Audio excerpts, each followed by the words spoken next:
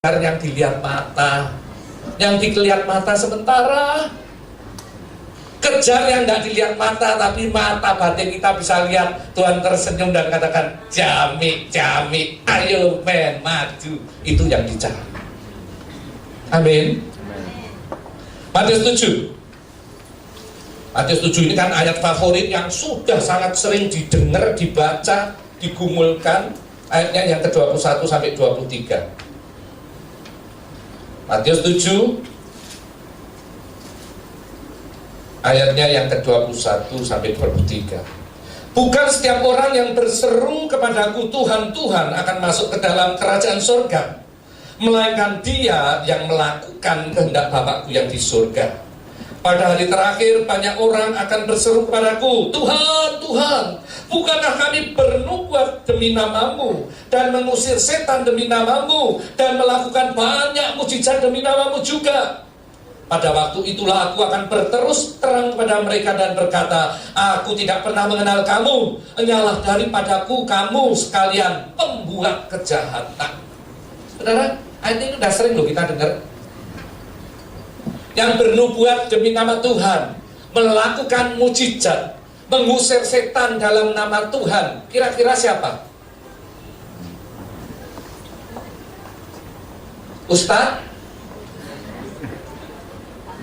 Hamba Tuhan? Sudah pasti bukan jemaat. Kalau jemaat, mbaknya kerasukan setan, telepon gembalanya. Semalam saya ditelepon berkali-kali, ya di BB, mbakku kerasukan. Sudah bilang, sudah keluar. BB lagi, masuk lagi loh. Lah kok kayak ingus keluar masuk. Setannya pilek gitu ya toh. Sebentar keluar, sebentar masuk, keluar masuk. Jauh-jauh di Bangkok kembali dicariin, mbaknya kesurupan loh. Nah, kalau mbaknya kesurupan itulah buat apa kamu tiap minggu dengar firman? Kisah Rasul pertama ayat 8 katakan, engkau akan menerima kuasa ketika Roh Kudus ke atasmu. Amin. Amin. Kalau mbaknya kesurupan diapain? Diajak dialog? Oh, didoakan. Didoakan atau diusir? Diusir setannya. Usir setan, ya toh. Setan, minggat. Lah betul setannya keluar, mbaknya budek 3 hari, saudara. Mesti ke THT loh. Saudara kalau lihat Bu Betty usir setan, pernah diteriakin? Nggak pernah. Pegang tangannya aja, kamu nggak punya hak di sini. Dalam nama Yesus keluar, minggat. Jangan kamu minggat aku repot, bojoku lagi.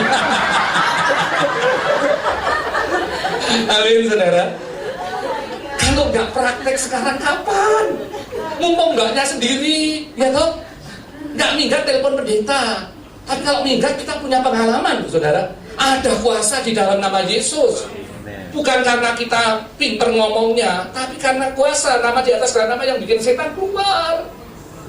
Tapi ingat, Yakobus katakan doa orang benar.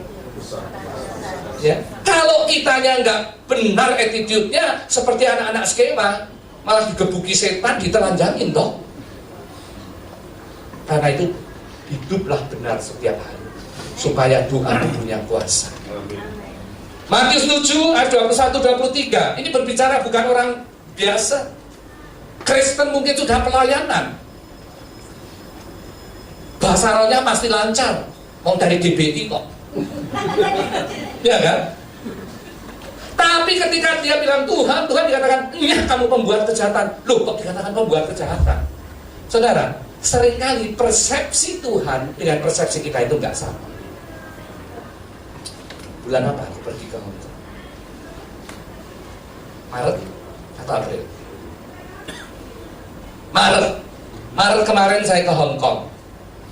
Karena Hong Kong akan pindah sekretariat, saya perpanjang hari pulangnya untuk cari sekretariat. Tapi saya nggak tahu, Hong Kong sama Indonesia beda-beda tipis. Di sana ada Harpitnas juga, Hari Kecepit Nasional. Hari Senin seharusnya saya mau ketemu property agent untuk cari tempat baru untuk sekretariat. Ternyata itu Harpitnas diliburkan semua. Semua pergi property agent, jadi saya nganggur nih. Hari Senin nganggur sendirian di Hong Kong itu, wah, godaan berat, saudara. Di mana-mana tulisan sale mengawe-awe, memanggil-manggil gitu. Aduh, saya bilang, aduh ini sale semua. Aduh, kok enggak ngomong sih kalau hari Senin itu public holiday. Jadi saya, aduh udah deh, pergi makan siang terus mau pulang aja deh, di kamar aja deh, nyiapin khotbah. Tapi baru jalan lewat gini, sale 80 to 90%. Oh, dalam nama Yesus beda. Tapi 80 ini. Saudara, 80-90 itu magnet loh. Jadi saya ya udahlah, tak lihat-lihat siapa tahu. Ternyata yang di sale itu kebanyakan winter clothes. Ya, ndaklah aku ke musim dingin paling setahun sekali ngapain gitu ya. Sudahlah, udah jalan aja. Tapi itu 80% gitu ya. Balik lagi, akhirnya lihat demi lihat, akhirnya jadi banyak. Saya belanja, langsung saya selesai, cepet-cepet kelamaan, makin lama makin jebol kantongnya. Saya ke kasir, saya bayar pakai kredit card. Saya nggak lihat digesek berapa, pokoknya pakai kredit card, selesai, oke, pokoknya cepet-cepet pulang. Saya pulang. Nah, sampai di kamar kita menikmati hasil perburuan, ya toh. Kita itu kalau belanja hasil nggak peduli dipakai 3 kali sobek, tak rasanya untung sekali gitu. Saya di kamar lagi lihat-lihat, terus slipnya kartu kredit saya masukkan ke dompet, baru mau saya masukkan, loh, kok angkanya aneh. Saya belanja 1.500 Hong Kong dollar, digosok 198. Itu barang sudah sale 80-90%. Wah, saya kok aneh ya. Saya telepon istri saya.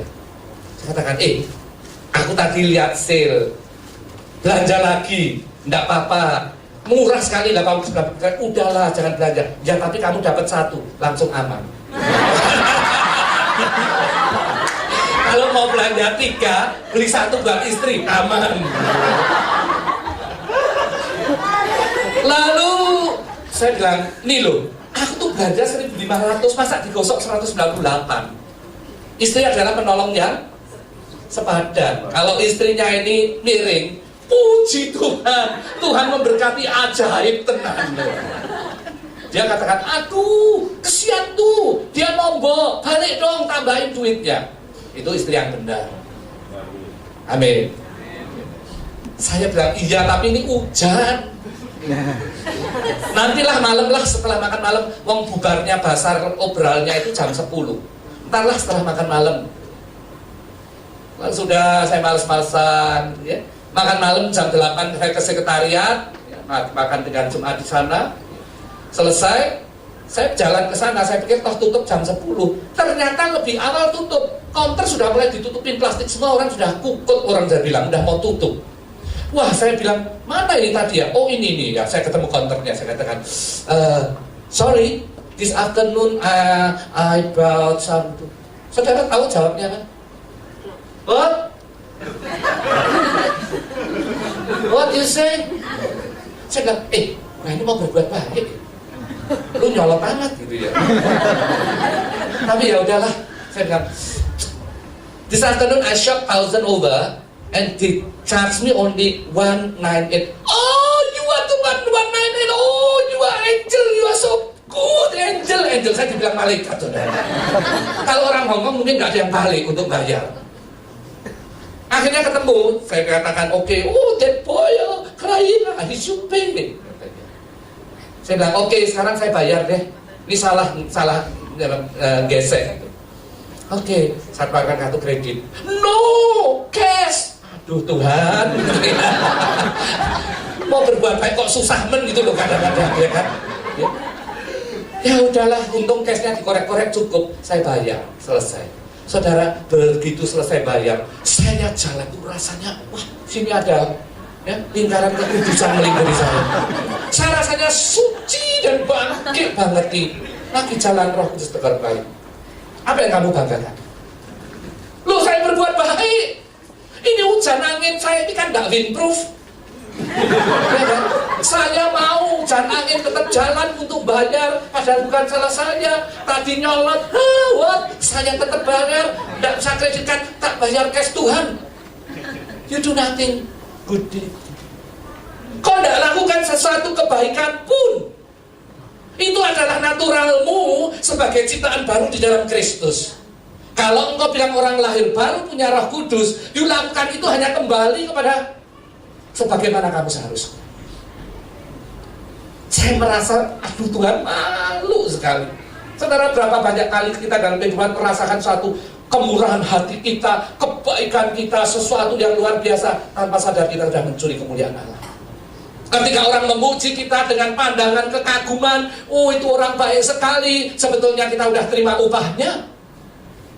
Tidak ada poin bagi kerajaan surga. Karena kita baru lakukan natural kita sebagai ciptaan baru di dalam Kristus. Saudara diciptakan segambar serupa dengan Allah, imago Dei.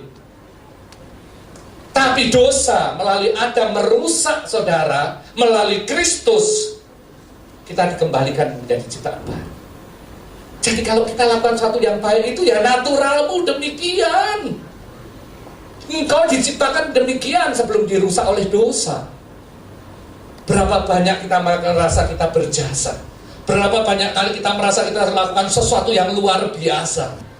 Gak heran orang yang bilang, Tuhan aku sudah bernubuat mengusir setan, melakukan mujizat dalam namamu, dikatakan engkau pembuat kejahatan. Ketika kita melakukan sesuatu yang baik kayak apapun, tapi tidak menurut kehendak Bapa, itulah kejahatan. Orang yang melakukan kehendak Bapa, itulah yang dikatakan anak-anak Allah. Berapa banyak kali kita melakukan kehendak Bapa, tapi berapa banyak kali kita melakukan kehendak kita sendiri. Orang yang melakukan kehendak Bapa itu gampang ngeceknya, nggak usah susah-susah. Melibatkan Allah nggak dalam setiap aspek kehidupan kita, dalam setiap keputusanmu. For every decision in your life, you consult dengan Dia. Susah, Tuhannya nggak kelihatan, bagaimana dong rundingannya? Firman Allah yang hidup itulah jawaban dari segala konsultasi kita dengan Allah. As long as apapun yang kau putuskan tidak against to the Bible, itulah kehendak Bapa. Tapi ketika apapun yang kau lakukan yang berlawanan dengan isi Alkitab, itulah yang dikatakan pembuat kejahatan. Saudara, tidak ada cara lain. Untuk mengetes itu gampang aja. Apa kata firman tentang keputusan kita? Apa kata firman tentang cara kita bergaul? Apa kata firman dengan model pelayanan kita? Apa kata firman tentang cara dagang kita? Sejauh kita tidak berlawanan dengan firman, kita sedang melakukan kehendak Bapa. Semulia apapun, sehebat apapun, dipuji manusia apapun, tapi ketika berlawanan dengan firman Tuhan, kita sedang membuat kejahatan. Karena itu Paulus katakan, jangan sampai kamu meninju angin. Meninju angin itu sia-sia, saudara. Rasanya sudah, tapi tidak ada apa-apanya. Siang hari ini, saatnya untuk kita menguji diri kita sendiri. Time is at hand. Waktu sudah sangat singkat. Pemazmur katakan, beri kami hati yang bijaksana, menggunakan sisa waktu yang Tuhan percayakan dalam hidup kita. Supaya apapun yang kita lakukan, kita sudah melakukan kehendak Bapa, dan nama Tuhan dipermuliakan melalui setiap tindakan dalam hidup kita. Saudara, komunitas di Bangkok belum terlalu besar. Begitu banyak hal yang kita bisa lakukan, begitu banyak hal yang kadang-kadang sensitif ya, di dalam pelayanan. Tapi satu, kalau engkau punya attitude, Kolose 3 ayat 23, melakukan segala sesuatu seperti untuk Tuhan, bukan me first, tapi God first, engkau tidak akan ditolak, dikatakan pembuat kejahatan. Engkau akan disambut, sapaslah hambaku yang setia, masuk dalam kebahagiaan Tuhan. Siang hari ini, begitu banyak kehendak Bapa yang dipercayakan dalam kehidupan saudara dan saya. Berapa banyak kita melakukan dalam ketaatan, tapi berapa banyak kita melalaikan dan mengabaikan. Allah punya banyak kepercayaan dipercayakan dalam pribadi lepas pribadi. Tapi satu universal yang sama, memberitakan bahwa keselamatannya di dalam Kristus, bahwa Dia datang segera, itu adalah kewajiban setiap saudara dan saya. Kalau saya tanya di sini, siapa yang seminggu terakhir menginjil? Ceritakan tentang Yesus, ngajak orang cari Yesus. 3, 4 orang. Yang sebulan terakhir, bulan lebih banyak. Setahun terakhir, jangan sampai jawabnya, saya terakhir nginjil itu kira-kira ya tahun 87 itu. Injili mertuaku. Akan repot, saudara. Matius 28, 19-20. Pergilah, jadikan semua bangsa muridku. Baptis, diajar, beritakan Injil. Dan ingat loh, aku menyertai sampai kesudahannya.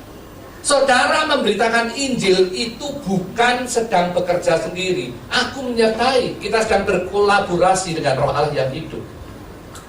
Roma 8:28 katakan Allah turut bekerja. Begitu banyak kesempatan diberikan, tapi begitu banyak kita lewatkan. Pemberitaan Injil adalah kewajiban setiap kita orang percaya. Karena itu dikatakan kita orang yang berhutang. Sebab kita mengenal keselamatan di dalam Kristus karena seseorang pernah memberitakan pada kita. Dan ada orang-orang di luar sana yang sedang menunggu berita kabar baik itu keluar dari mulut kita. Saudara, ayo makin giat menginjil. Saya bilang kalau menginjil ini sebentar gak cukup, Pak. Sewa semua, Pak. Saudara, gereja-gereja tidak pernah penuh kursinya bukan karena susah sekarang, orang susah. Oh enggak, karena yang harusnya memberitakan banyak yang mulutnya gagu dan keluh. Kalau kita semua lakukan, paling enggak at least ya, one more person for Jesus. Siapa yang setahun ini mau enggak 1 jiwa aja untuk Tuhan? Setahun 1 itu luar biasa loh, saudara. Mau setahun gajinya cuma 1 kali? Sebulan 1 tahun bawa 1 aja. Banyak di antara kita sudah merasa aman dan nyaman. Saya udah selamat, puji Tuhan. Mertuaku selamat, iparku selamat, besanku selamat, bosku selamat. Kalau bosku nggak selamat repot, siapa yang mau gaji? Tapi tetanggamu yang rese, jangan selamat ya, nanti bertetangga lagi repot. Loh kalau selamat dia sudah berubah, dirubahkan oleh kuasa firman. Bertetangga bukan ngerongrong, malah wah jadi center kelas. Saudara, memberitakan itu, beritakan Injil itu gampang atau susah? Susah lagi. Gampang-gampang susah. Kalau kita merasa itu kekuatanku, sulit sekali. Tapi kalau kita merasa bagianku, Allah turut bekerja. Bagianku cuma memberitakan, diterima, bertobat, lahir baru, itu urusan Roh Kudus yang akan memfollow up. Banyak jika kita ini kalau memberitakan sudah dengan satu persepsi harus goal. Karena itu dengan human effort, dengan kekuatan seorang manusia kita berusaha meyakinkan dia, nelateni dia, ngirim-ngirimi, baik-baikin. Ketika enggak itu, oh memang ini penggenap, itu 144.000 yang enggak selamat. Loh, kok enak menghakimi. Yesus mau setiap orang selamat. Kalau kita punya persepsi aku menginjili Pak Wandi harus goal, kita akan kecewa. Tapi kalau aku menginjili dengan lakukan bagianku, selesai, Tuhan sisanya sudah, sekarang bagian Tuhan. Nggak instan. Kalau instan itu bahaya, saudara, arogan lagi nanti. Lu tahu nggak Pak Wandi bertobat? Kalau bukan gua, neraka bagiannya dia. Gua yang bawa dia selamat. Saudara, mencuri kemuliaan Allah. Seringkali 3 tahun, 6 bulan baru dia bilang, dalam kesaksian di tempat lain dia bilang, saya dulu karena ada seorang yang pernah memberikan pada saya, ada seorang yang pernah mengasihi saya Alkitab butut, tapi itu yang membawa keselamatan. Kita nggak dengarnya setelah 7 tahun supaya arogansi kita tidak muncul. Saudara, Tuhan tahu persis ketika engkau dikasih hasil suksesmu dalam waktu cepat, kau jatuh dalam dosa arogansi. Kenapa Tuhan tahu? Karena kita buatannya Tuhan. Amin. Jangan bosan berhenti beritakan Injil. Saudara, komunitas Bangkok tidak banyak, tapi yang bisa dijangkau, yuk kita jangkau. Memberitakan Injil bukan cuma bicara tentang firman tok, tapi dengan perbuatanmu. Action speak louder than words. Perbuatanmu, cara dagangmu, cara memperlakukan, cara mendengarkan keluh kesah dan konseling mereka, itu akan berpengaruh besar sekali. Pagi hari ini, saya tantang setiap kita. Kalau kau ingin punya prioritas masuk dalam kerajaan surga, yang pertama, jadilah orang yang mau dibenarkan Allah. Minta hati yang minta dibenarkan setiap saat. Itu berbicara kerendahan hati mutlak. Yang kedua, mempercayai dia seperti seorang anak kecil yang tidak punya serep. Mempercayai Bapak satu-satunya sumber solusi dan kekuatan dalam kehidupannya. Dan yang ketiga, layani sesama terlebih dari diri sendiri. Ada amin. Siap untuk jadi pelaku firman. Mari kita bangkit berdiri, kita angkat suatu pujian.